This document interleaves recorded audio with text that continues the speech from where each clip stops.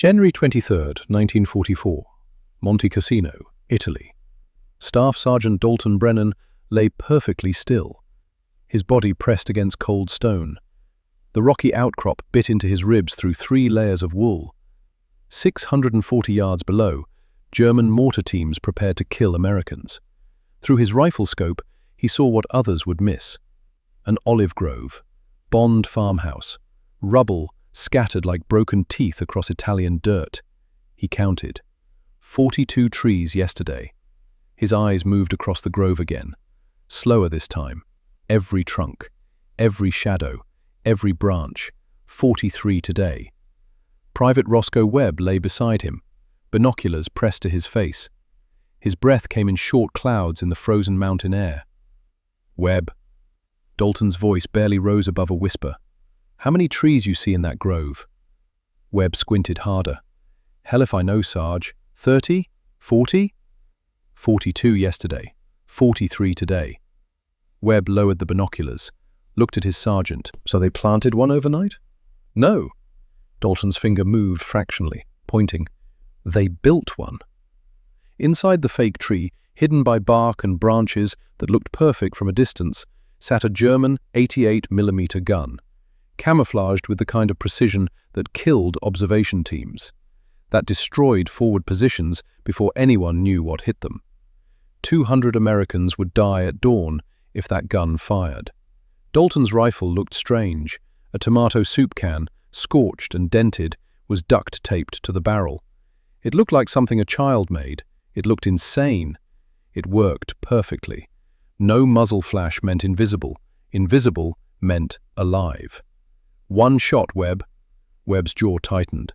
"One shot, then 60 Germans hunting us after. Then we better not miss." 3, 2, 1. What Dalton saw that morning saved 200 lives.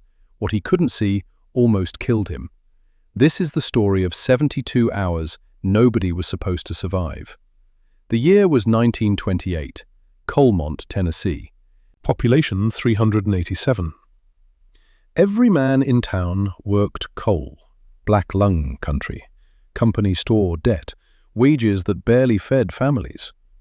Thomas Brennan came home each night covered in coal dust, hands cracked and bleeding, lungs getting worse each month, 6 children waiting for supper that never quite filled their bellies.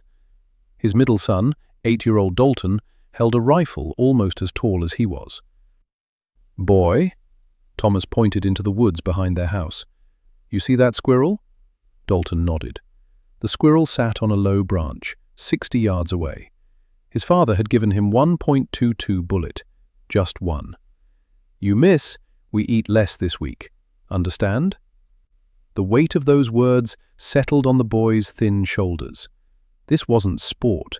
This wasn't practice. This was whether his younger sisters got enough to eat. 1 bullet. 1 chance. Dalton raised the rifle, too heavy for proper aim. He braced it against the fence post, breathed like his father taught him, squeezed, slow. The crack echoed across the hollow. The squirrel fell. "Good boy." Thomas's hand rested on his son's shoulder. "Now you know what it costs." 1 year later, the Great Depression hit. The coal mine cut wages, then cut them again, then stopped paying altogether for weeks at a time. Dalton hunted every single day after that, not because he wanted to, because his family needed to eat. By age 12, he developed a skill nobody could quite explain. He memorized terrain the way other boys memorized baseball statistics. 143 trees grew on the ridge behind the Brennan house. He knew every one, their shapes, their shadows, the way wind moved through their branches. One night, a storm blew through. Lightning split the sky, thunder shook the windows. Morning came grey and cold. Dalton stood at the kitchen window, stared at the ridge. Something felt wrong. "Something's different." His father looked up from his coffee. "What's different?" "Trees gone. The oak, 40 yards from the creek." Thomas walked to the window, looked out. His son was right.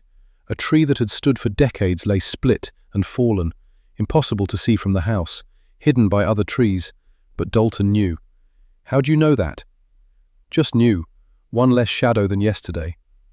By 15, Dalton could spot a moved rock at 200 yards, could track a wounded deer 3 miles through forest that all looked the same to everyone else. How did he do it? One branch broke different. The neighbors started talking. That Brennan boy ain't right. Sees things that ain't there, or sees things nobody else can see. But Dalton didn't see things that weren't there. He saw things exactly as they were. Every detail, every change. His brain recorded terrain like a camera, compared today to yesterday. Noticed the single element that shifted. It was survival. When missing a shot meant your sister ate half a biscuit instead of a whole one, you learn not to miss. You learn to see what others overlooked. Then came 1935. The coal mine closed for good. Most families packed up and left. The Brennans stayed. They had nowhere else to go. Thomas took one last shift, trying to salvage equipment the company abandoned. The roof gave way, crushed him under tons of rock and timber. They brought his body home in the back of a truck. Dalton was 15, oldest boy still living at home. 6 mouths to feed now depended on him. He hunted every single day after that, dawn to dusk, through heat and cold and rain. If he came home empty-handed, his siblings went hungry. 10,000 hours in those Tennessee woods. 10,000 hours memorizing, observing, noticing the single pine cone out of place, the one broken twig, the shadow that fell wrong. Most boys his age were learning to dance with girls, going to school, playing games. Dalton was learning to be invisible, learning to see what others couldn't, learning that the difference between eating and starving was noticing what changed. December 7th, 1941, Sunday afternoon. Dalton, 21 now, drove a coal truck for what little mining operation still ran. The radio crackled to life. President Roosevelt's voice. Words that stopped the nation cold. Pearl Harbor. Attacked. War. December 8th. Dalton walked into the recruitment office in Chattanooga, 50 miles from Colmont. The recruiter looked him over. Skinny. Underfed. Clothes worn through at the elbows. "You sure about this, son?" "Yes, sir." "What can you do?" "I can shoot." The recruiter smiled. Everyone said they could shoot. "We'll see about that." Fort Benning, Georgia. Basic training. February 1942. Rifle range. First day. Instructor walked the line of recruits, all of them fresh-faced and nervous. None had ever shot at anything that might shoot back. "Anybody here can shoot?" 12 hands went up. Farm boys mostly, a few hunters. The instructor stopped at Dalton. Something in the way he held the rifle. "You, Brennan?" "Yes, drill sergeant." "Prove it." 300 yards, 10 shots. The target barely visible in the distance. Wind gusting from the east. Dalton fired methodically. No rush. Same breathing pattern he'd used on squirrels, on deer, on rabbits that fed his family. 10 shots, 10 holes in the bullseye. The instructor walked down to check the target, walked back, looked at Dalton with new eyes. "Where'd you learn to shoot like that?" "Tennessee, drill sergeant. Squirrels mostly." "Squirrels don't shoot back, boy." "No, drill sergeant. But they don't stay still either, and missing meant my family ate less." Something in those words made the instructor pause. This wasn't sport shooting. This was something else, something the Army didn't teach. 2 weeks later, Dalton received orders. Sniper school, Camp Perry, Ohio. The training was intense. British instructors taught ghillie suit construction, camouflage techniques developed in the forests of France and Belgium, how to blend into European woodland. Dalton studied the suits, green and brown patterns, oak leaves, pine needles, designed for the thick forests of northern Europe. But rumors said they were shipping to Italy, Mediterranean climate, olive trees, rocky hillsides, dust and scrub brush, not Belgian pine forest. "Instructor," Dalton raised his hand during a camouflage lecture. "This won't work in Italy." The British sergeant stopped mid-sentence. "Excuse me, Private." "The ghillie suit, sir. It's built for European forest. Italy's different terrain." "It's regulation, Private Brennan. Regulation means it works everywhere." Dalton knew better. A squirrel didn't care about regulation. A mountain didn't either. But he'd learned when to speak and when to stay quiet. He stayed quiet. But he remembered. September 9th, 1943, Salerno, Italy. The 1st Infantry Division hit the beaches at dawn. German artillery pounded the landing zones. Men died before they reached dry sand. Dalton's sniper team consisted of 4 men. Staff Sergeant Dalton Brennan as team leader. Private Roscoe Webb, his spotter. A farm boy from Georgia who understood patience. Private Merle Caldwell, 19 years old, from Kentucky coal country like Dalton. And Corporal Roy Hansen, a veteran who trusted only what he'd seen work before. They moved inland, set up operations, started hunting German positions. But first came the briefing. Major Victor Stone, West Point graduate, career officer, a man who believed the manual contained answers to every question. Regulation ghillie suits. Stone's finger tapped the table for emphasis. Regulation positions. Regulation tactics.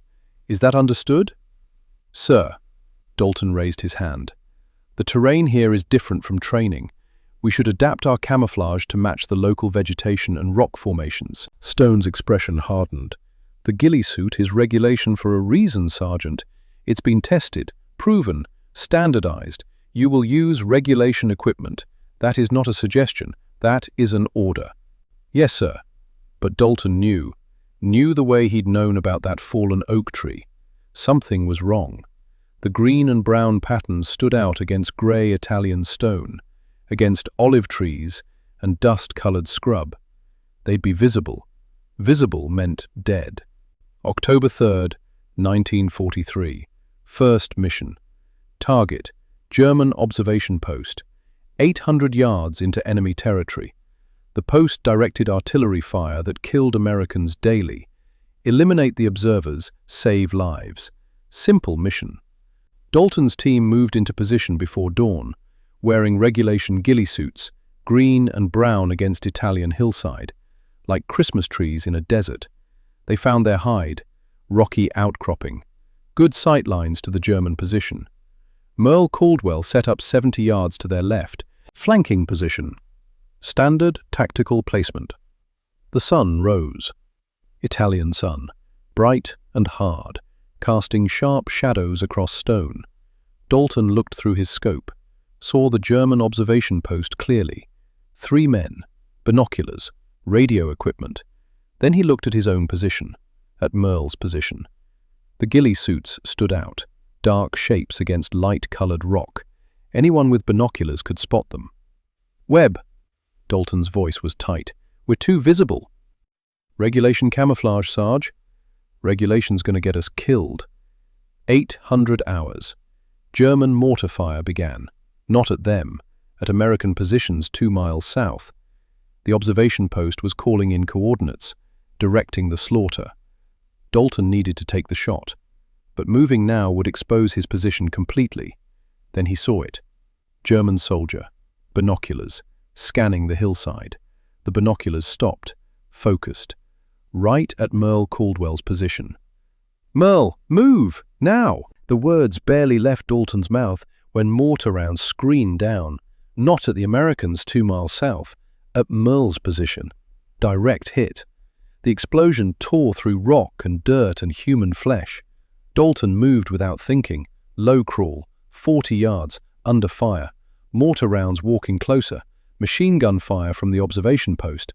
Bullets sparked off stones inches from his head. He reached Merle's position. The boy lay broken, both legs gone below the knee, gut wound bleeding black, face pale as winter snow. 19 years old, should have been home courting girls, should have been working his father's farm. "Sarge!" Blood bubbled at Merle's lips. "Did I do something wrong?" Dalton pulled him close. "No, Merle, I did. I knew the camouflage was wrong. I knew it." "Cold, Sarge." "I know. I got you." "Tell my ma I wasn't scared." "You weren't. You were brave."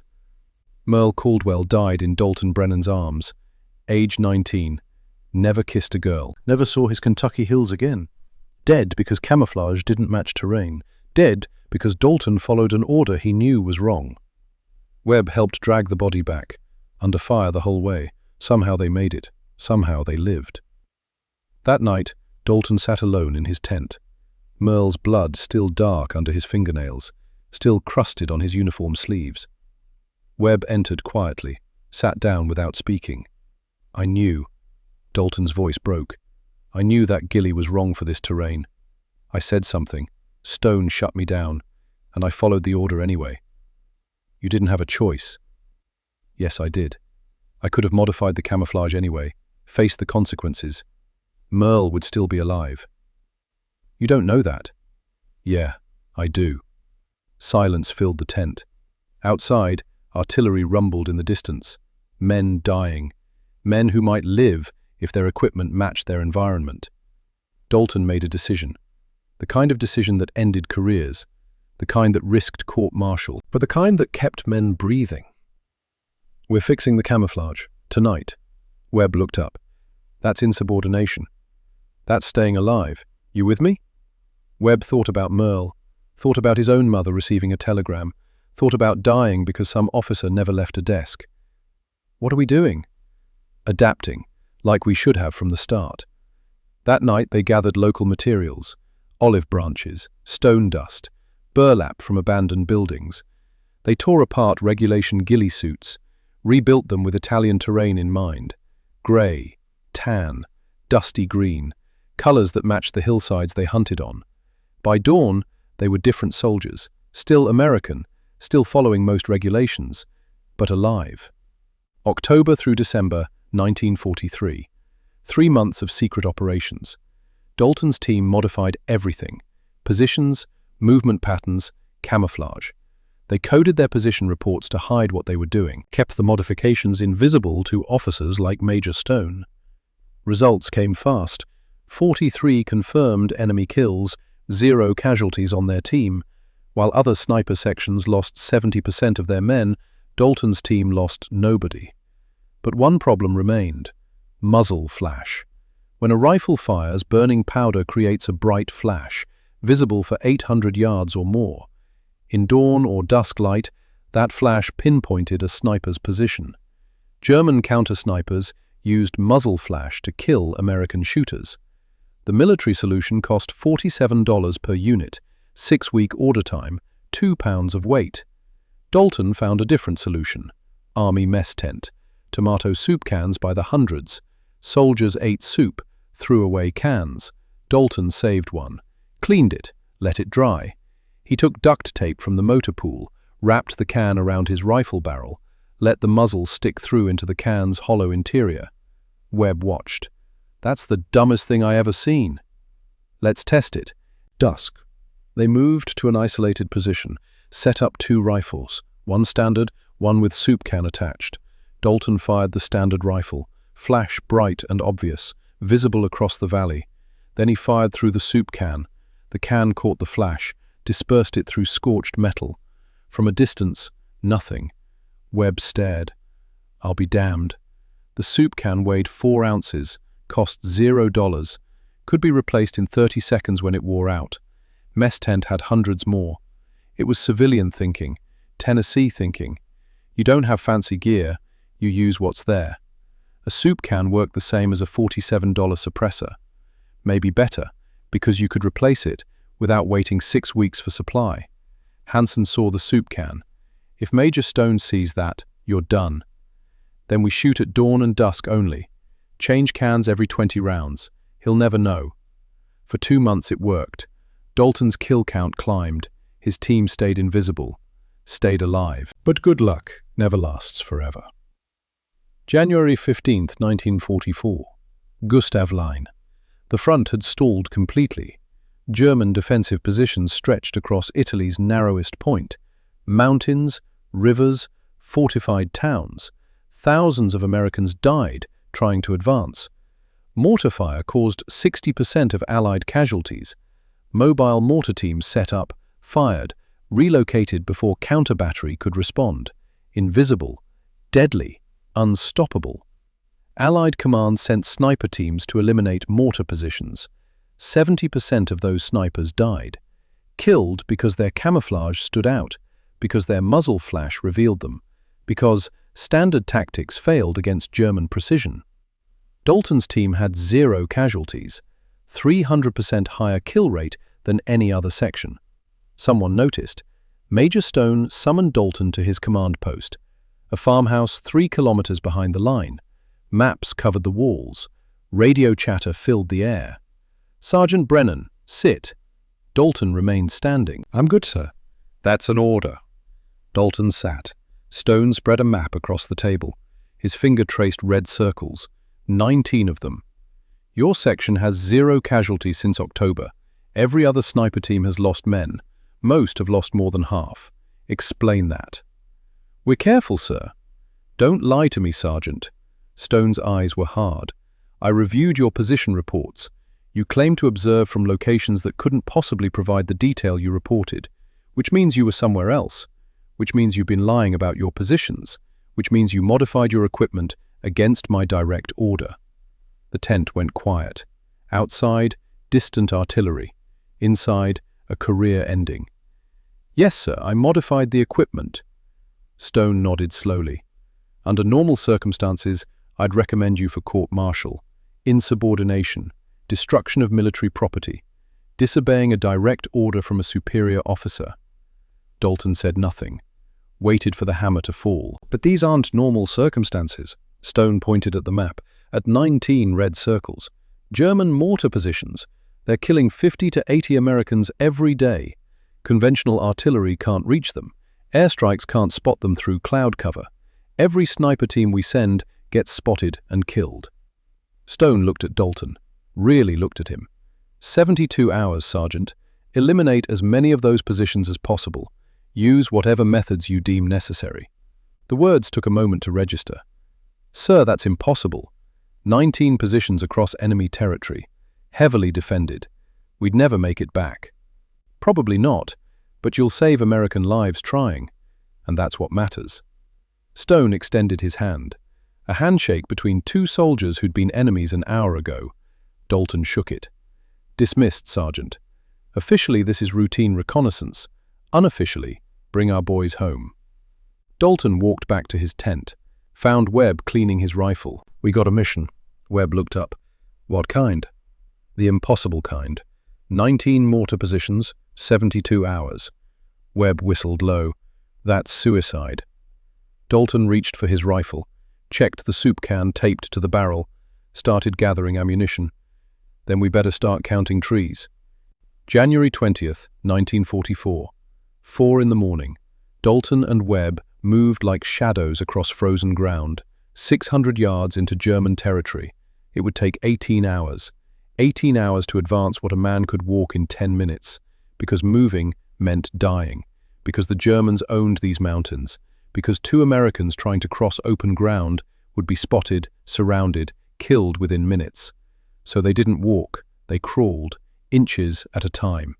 When artillery fired in the distance, they moved. The sound covered their movement.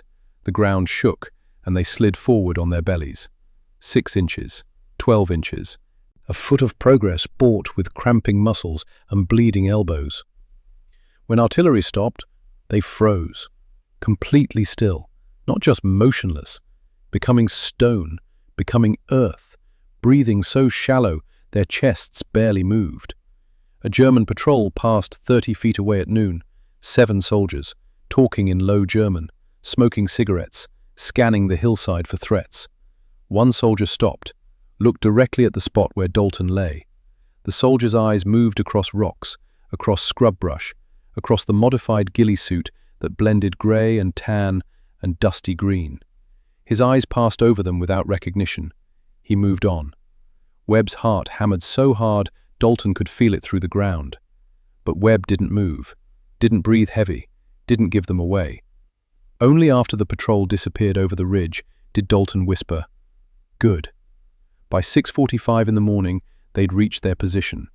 A rocky outcrop overlooking a valley, natural camouflage, good sightlines to German positions below. Dalton's hands were numb, knees bleeding through his pants, back screaming from 18 hours of crawling. Webb's cough had started during the night, small at first, getting worse. But they were alive. They were in position. They had work to do. Dalton counted trees, rocks, bushes, memorized the valley. Tomorrow, he'd count again. Any change meant enemy activity. 8:47. German mortar team arrived in the valley below. 7 men, moving with practiced efficiency, setting up an 81mm mortar tube, the same kind of mortar that killed Americans daily, that had killed Merle Caldwell. This team would fire at 900 hours, would launch 40 rounds into American positions 3 miles west, would kill 15, maybe 20 soldiers who'd never see it coming, unless Dalton stopped them. He checked the soup can on his rifle barrel, duct tape secure, can fresh, no scorching yet from previous shots. Range, 643 yards.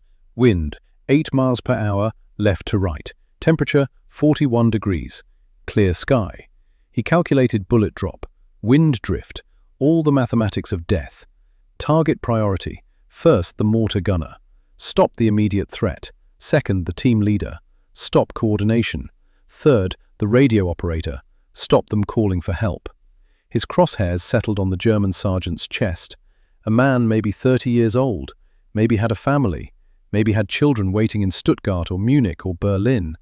Dalton breathed in, let half the breath out, held the rest, squeezed the trigger. The rifle cracked, sound suppressed slightly by the soup can. Through the can, no muzzle flash, just clean discharge. Through the scope, the sergeant dropped, dead before he hit ground. The other Germans froze, confused. Where did the shot come from? They'd heard the crack, but sound echoed off rocks. Could have come from anywhere. Second shot. The gunner fell. Chest wound. Dead. Third shot. Radio operator. Down. The remaining 4 Germans scattered, dove for cover, abandoned their mortar, ran for the tree line. Dalton let them go. Mission wasn't killing every German. Mission was stopping the mortar fire. Mortar abandoned meant mission accomplished. 3 shots, position eliminated. Webb marked it in his notebook. Precise coordinates, time, weather conditions. 16 to go. But the Germans weren't done. They didn't know where the shots came from, but they knew someone was hunting them. Within 20 minutes, a search party deployed. 20 men, sweeping the hillside in a line. Dalton and Webb froze again. The modified ghillie suits blended perfectly with Italian terrain. Olive branches woven through burlap, stone dust coating the fabric, colors matching the hillside exactly. The German search line came within 30 feet. A young soldier, maybe 19, scanned the rocks with binoculars. His gaze passed directly over Dalton's position. Saw rocks, saw bushes, saw terrain, did not see Americans. The search party moved on, frustrated, angry, hunting ghosts. 2 in the afternoon, the search shifted to another area. Dalton had a window. Target 2, 580 yards. 3 Germans, 3 shots, 3 bodies. Target 3, 710 yards. 4 Germans setting up another mortar position. 4 shots, all down. Target 4, 620 yards. 3-man team. Dalton's hands were shaking now from cold and strain. Had to wait, steady his breathing, wait for the shake to pass. 3 more shots, 3 more dead. Day 1 totals, 13 enemy killed, 4 mortar positions eliminated. But the cost was adding up. Webb coughed blood into his hand, tried to hide it, failed. Dalton's right hand cramped so bad he could barely work the rifle bolt. Both men had eaten nothing in 20 hours, just sips of water from canteens that were nearly empty. Night came. They had to move. German patrols would search this area all night. Staying meant getting caught. Relocation took 6 hours. 400 yards of movement through darkness, through German territory, past listening posts and sentries. They found a new position by 3 in the morning, a drainage ditch, natural concealment, good fields of fire, 2 hours of sleep, 1 man watching while the other slept. 15-minute shifts because longer meant freezing to death in the cold. At dawn, they were ready again. Day 2, January 21st. The drainage ditch offered perfect concealment. They'd modified the ghillie suits again during the night, added mud, dead grass from the ditch, small stones. Now they were 250 yards from a German command post, Closer than yesterday, more dangerous, but better vantage point. Dalton performed his morning routine, counted visible features: 38 trees, 2 vehicles, 5 tents, 22 Germans. Then fog rolled in. Thick white fog. Italian morning fog that reduced visibility to 100 yards. Webb swore quietly. Can't see anything. But Dalton saw opportunity. They can't see either. He made a decision. Bold, probably stupid, possibly brilliant. We're moving closer. In daylight? In fog? That's insane. Fog gives us cover. Move slow. Stay silent. Modified Ghillie makes us invisible even at 10 feet. They advanced through the fog. Glacial progress. 1 foot every 5 minutes. But the fog was thick as wool. Visibility maybe 50 yards. They moved from 250 yards out to 175, right under the Germans' noses, in broad daylight. Found a new position. Rock outcropping. Perfect hide. Perfect sightlines. The fog began to thin. 1,000 hours. The Germans became visible again through lifting mist. Officers, 3 of them, a major and 2 captains. High-value targets, not on Dalton's mission list. Not part of the 19 mortar positions he was assigned to destroy. But these officers directed mortar fire, coordinated artillery, made tactical decisions that killed Americans. That's not our mission. Webb's voice was tight. They're directing mortar fire right now. We take them, we compromise our position. Germans will swarm this area. Dalton watched through his scope. The major stood outside a tent, studying maps, pointing, giving orders. 2 captains beside him taking notes. Kill them. Disrupt German command. Save American lives today. But alert every German in a mile radius. Risk the entire mission. The officers walked between buildings, exposed for maybe 60 seconds total. 60 seconds to decide, to shoot or not shoot, to follow orders or follow instinct. Dalton thought of Merle Caldwell, dead because following bad orders, dead because not adapting to reality. Recording these as bonus kills. 3 shots, 8 seconds total, major, chest shot. Dropped like a stone, first captain, headshot, instant death. Second captain running, Dalton led him, caught him mid-stride, down. Immediate chaos, alarms, Germans poured out of tents and buildings, over 100 soldiers mobilizing, searching, hunting. Move! Dalton slid backward. Now! They crawled, slow, controlled. Every instinct screamed to run, but running meant visibility. Visibility meant death.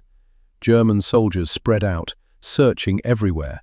Machine guns set up on high ground, mortar teams ready to fire at any spotted target. Then the worst happened. A German machine gun crew chose Dalton's rock outcropping. Perfect position for an MG-42. Good fields of fire, natural cover. 3 Germans set up the gun, 15 feet from where Dalton and Webb lay hidden. Actually closer than that. The gun positioned on top of the rock above their hiding spot.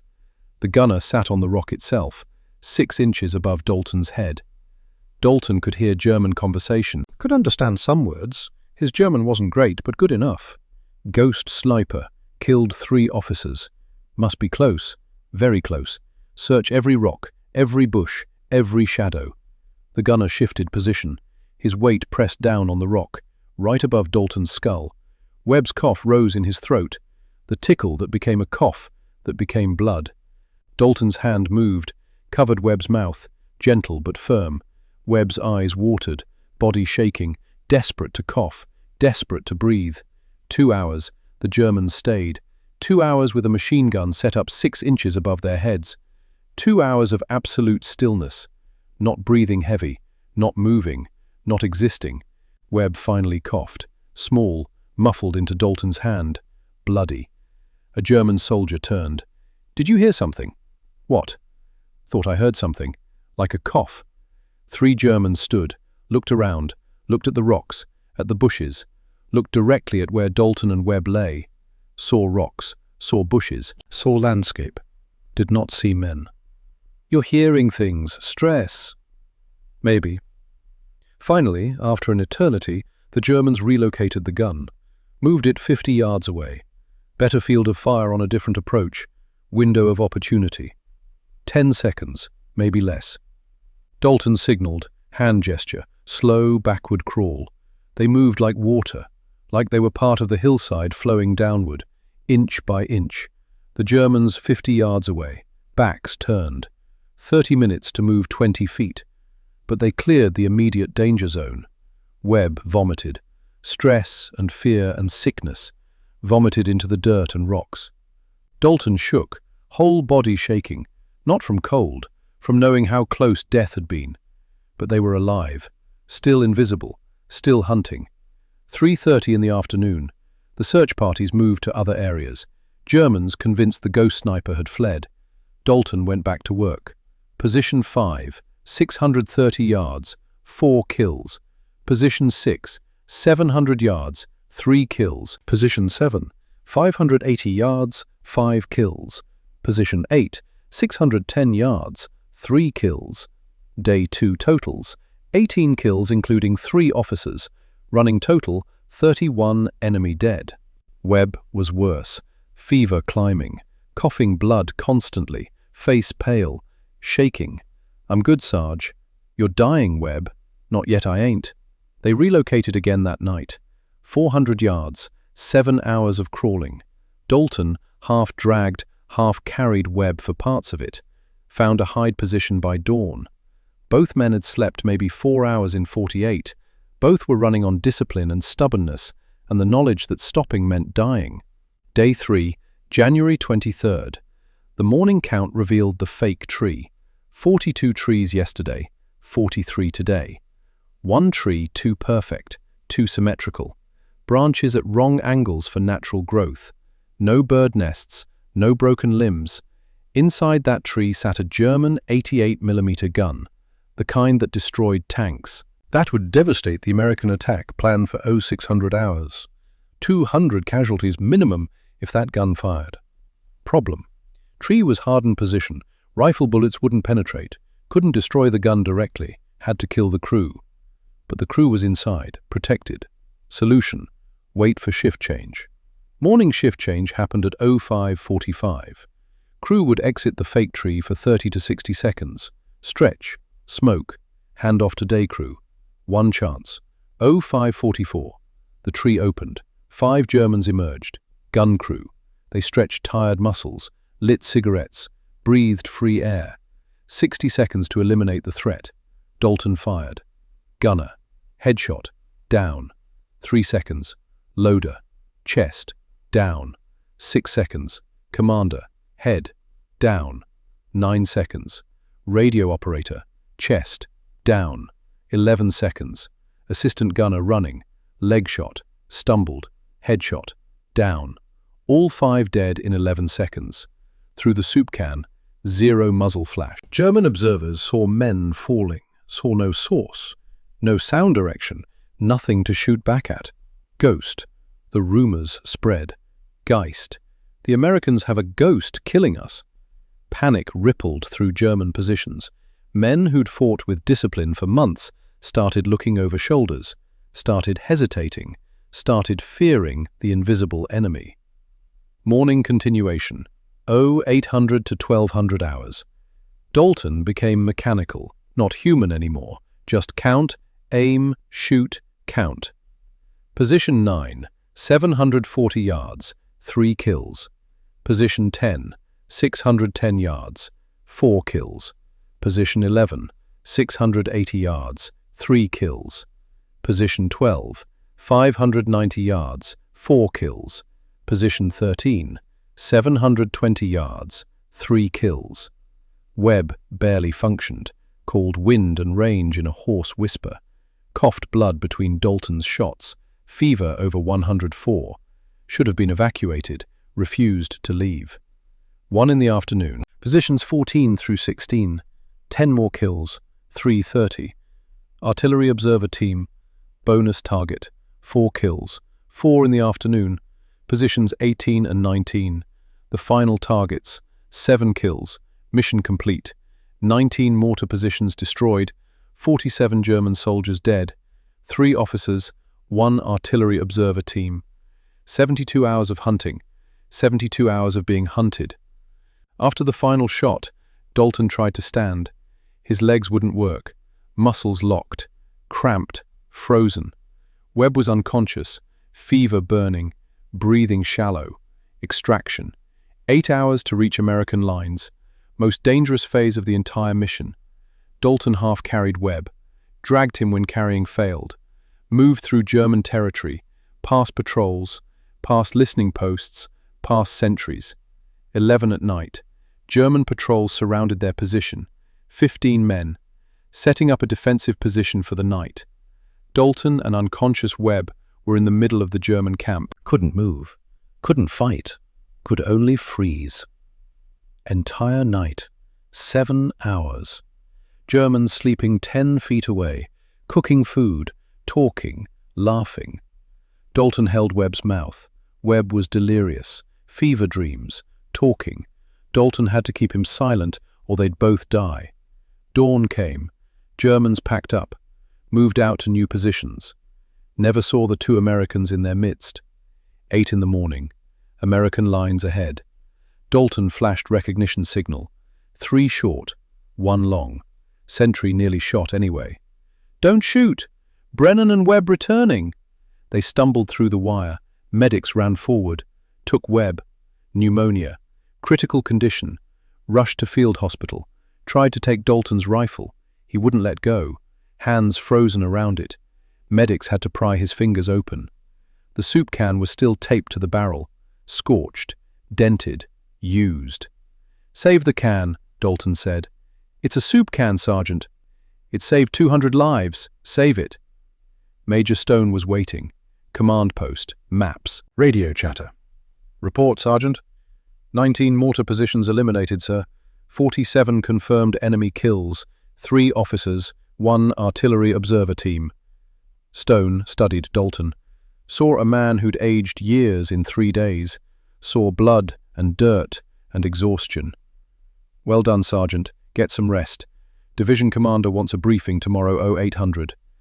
Not arrested, not court-martialed, not punished for the soup can, for the modified Ghillie, for breaking every regulation that needed breaking. Rewarded. Dalton walked to medical tent, collapsed on a cot. First real sleep in 72 hours. In his dreams he counted trees. 43. Always 43. One that shouldn't be there. January 26th, 1944. Webb survived. Barely. 3 days in field hospital. Pneumonia, fever that nearly killed him. But Tennessee coal country boys were tough. He pulled through. Returned to duty in March. Dalton spent 3 days under medical observation. Dehydration, exhaustion, minor wounds nobody bothered treating in the field. Hands that shook when he tried to hold a cup. Eyes that wouldn't focus right. The doctor said physical strain. Dalton knew better. 47 faces. 47 men who'd never go home. On the 4th day, Major General Clayton Williams visited. Division commander, a man who rarely left his command post. He came to see 1 sniper. "Sergeant Brennan." Williams pulled up a chair. Sat like they were equals. They weren't. "Intelligence confirms all 19 mortar positions eliminated. German mortar fire dropped 73%. We estimate you saved between 200 and 600 American lives." Williams paused. Let that number settle. "I'm also told you used modified equipment. A soup can taped to your rifle." "Yes, sir. Army spent $141,000 on flash suppressors. You did it with soup." Williams almost smiled. "What did it cost you?" Dalton looked at his hands, still shaking. 47 men, sir. Some probably had families. "And how many American families kept their sons because of what you did?" No answer for that. Williams stood. "Major Stone recommended Silver Star. I'm upgrading it to Distinguished Service Cross. Your modifications would normally warrant court-martial, but sometimes the manual is wrong. You understood that. I'm assigning you to training operations. You'll teach every sniper in this theater your methods. That's not a request." "Sir, I'm not a teacher." "You are now. Dismissed." February 2nd, 1944. Decoration ceremony. Small affair, 30 soldiers, few officers, flag snapping in Italian wind. Williams read the citation. Extraordinary heroism, innovative tactics, 47 confirmed kills, 200 to 600 lives saved. They pinned the Distinguished Service Cross on Dalton's chest, second highest decoration America gives. Dalton didn't smile, just thought about Merle Caldwell, about a boy who should be getting this medal. That night he put it in his footlocker, didn't look at it again for 20 years. February through August 1944. Dalton taught 400 snipers, hated every minute, hated standing in front of men, hated being treated like a hero, but he taught because it saved lives. 3 core techniques: tree counting, memorize terrain, notice micro changes; modified camouflage, match local environment exactly; improvised suppression, use what's available. Results came fast. American sniper casualties dropped 55%. Enemy kills increased 210%. German counter-snipers couldn't find targets that belonged to the terrain. By May, the Gustav line broke. Dalton's techniques credited with reducing casualties by 400 to 800 lives. August 1944. France. December 1944. Ardennes. Dalton returned to combat. 35 kills in France. 28 more in the Bulge. 2 German battalion commanders among them. Career total, 103 confirmed enemy kills. He never celebrated, just did the math. 103 deaths, 600 lives saved. Maybe more. Cold mathematics he'd spend 50 years trying to balance. May 1945, war ends, the army offered him a commission. Lieutenant, permanent position developing doctrine. You could write the future, Sergeant. Dalton thought about more years, more teaching, more young men learning efficient killing. Had enough, sir. I'd like to go home. August 15th, 1945. Honorable discharge. Bus from New York to Tennessee. 3 days watching America that didn't know war. Colmont, Tennessee. August 1945. Population still 387.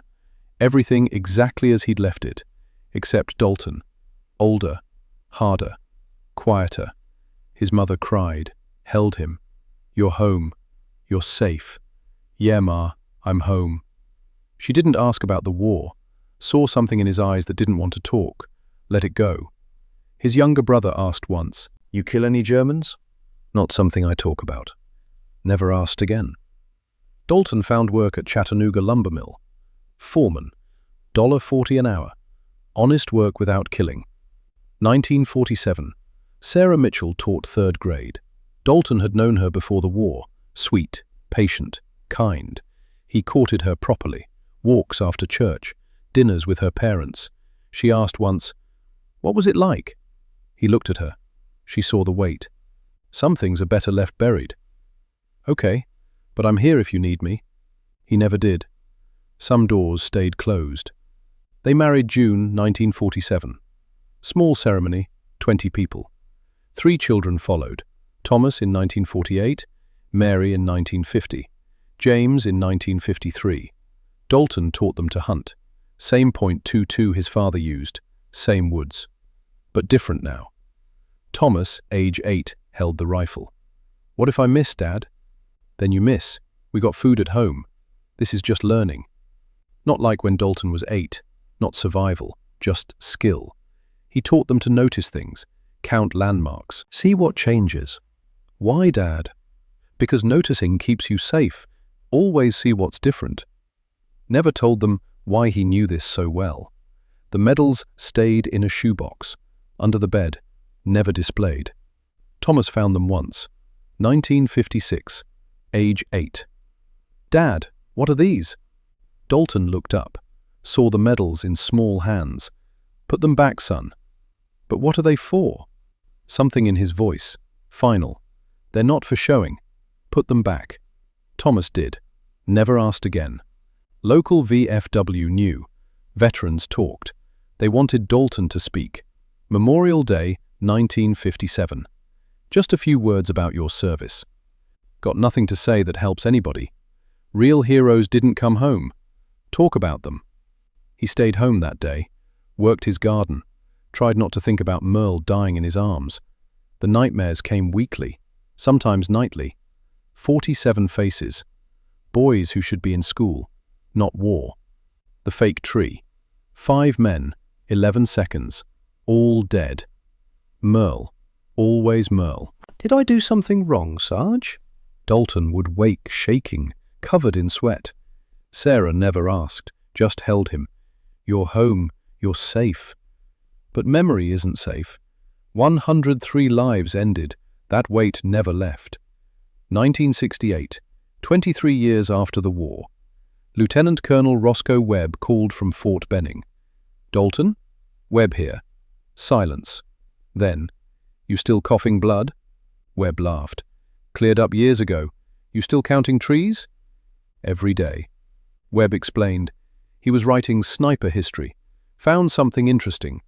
The Brennan method was still taught. Tree counting, modified camouflage, belonging technique, all standard doctrine. But nobody knew the origin. No attribution.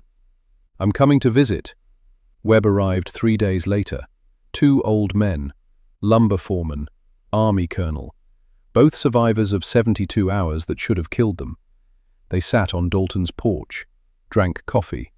"You invented modern doctrine, Dalton." "Didn't invent nothing, just tried not to die. Thousands of soldiers learned your techniques, stayed alive because of them." "Good, that helps balance things." "What things?" "I killed 103 men, some had kids. Don't make me a hero for mathematics." Webb wrote the book anyway. Published 1968. Credited Master Sergeant D. Brennan throughout. The Army read it, realized Dalton Brennan was the foundation of their doctrine. Letter came August, Department of the Army. Distinguished Service Medal. Ceremony at Fort Benning. Dalton wanted to decline. Sarah wouldn't let him. "You're going. Don't want recognition for killing. It's not for you. It's for Webb, for Merle, for all those boys. You represent them." He went. Fort Benning, Georgia, November 1968. 400 snipers in the audience. Veterans from Italy, France, bulge. Webb, front row. Dalton's family, second row. Thomas, Mary, James, Sarah.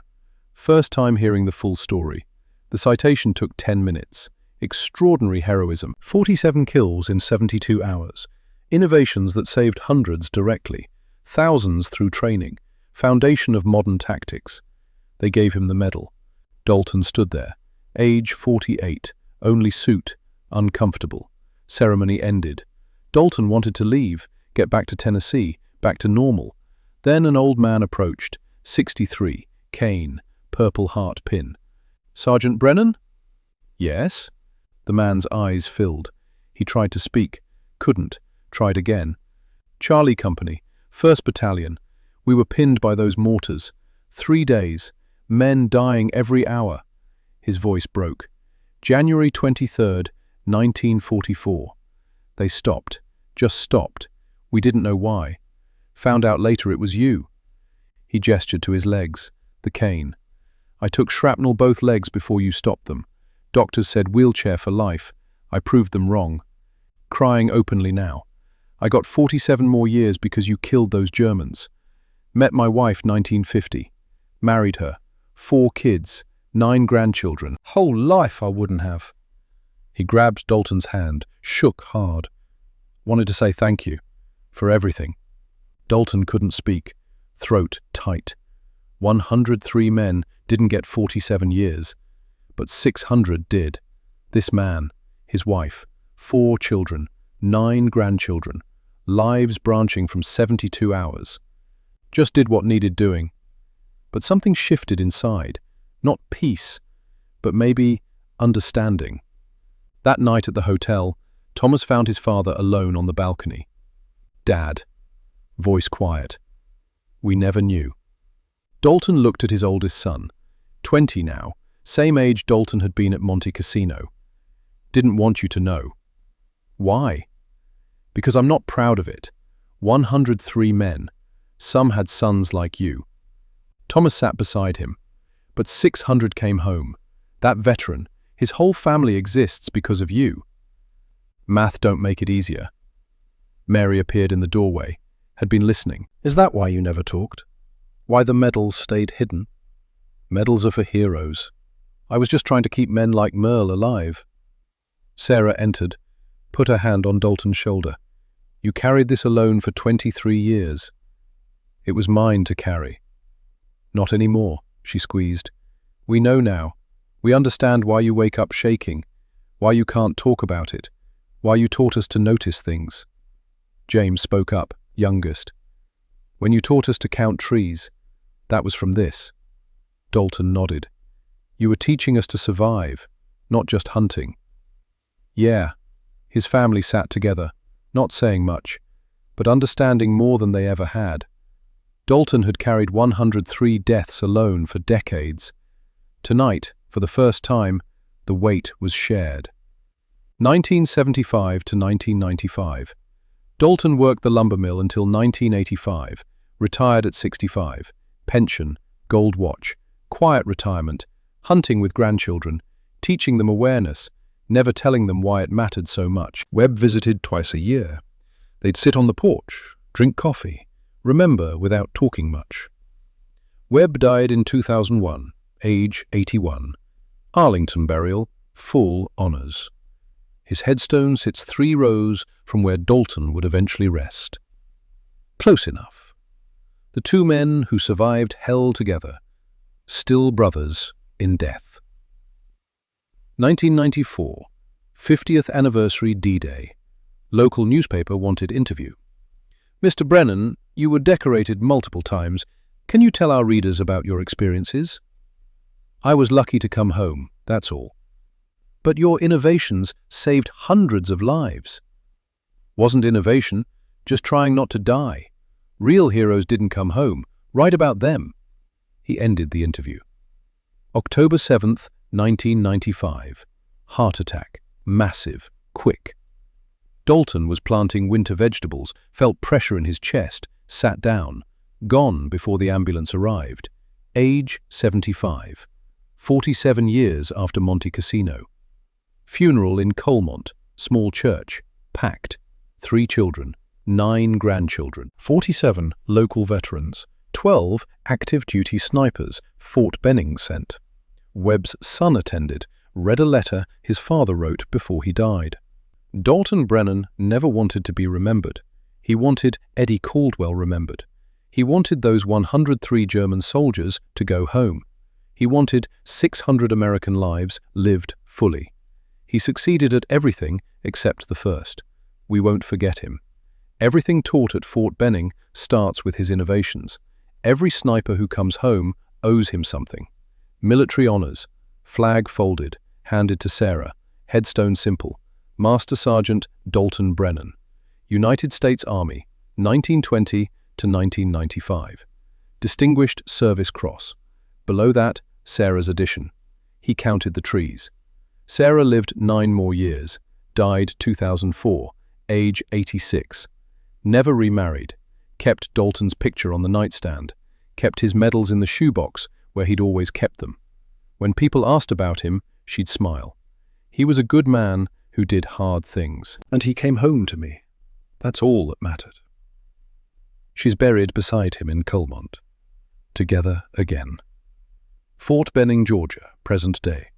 The main sniper training range bears his name, Brennan Range, dedicated 1997. Plaque reads, named for Master Sergeant Dalton Brennan, whose innovations saved hundreds of lives and formed the foundation of modern doctrine. Every graduating class receives 1 lecture, the Brennan Principle. Instructor stands before new snipers. The manual is written for general situations. Combat is always specific. Sergeant Brennan understood that, knew when doctrine was wrong, had courage to adapt. Pause. But remember the cost. Brennan killed 103 men, saved 600 lives, thousands more through training.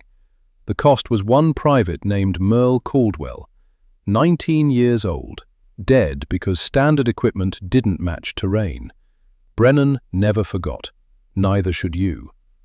Silence. Innovation without discipline kills. Discipline without adaptation kills. Know the difference.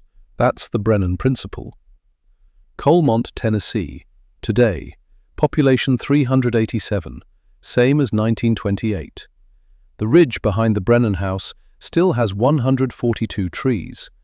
Lightning took one in a storm, never grew back. Dalton would have noticed that night. Because that's what he did. Notice what others don't. Use what others overlook. Save lives others write off.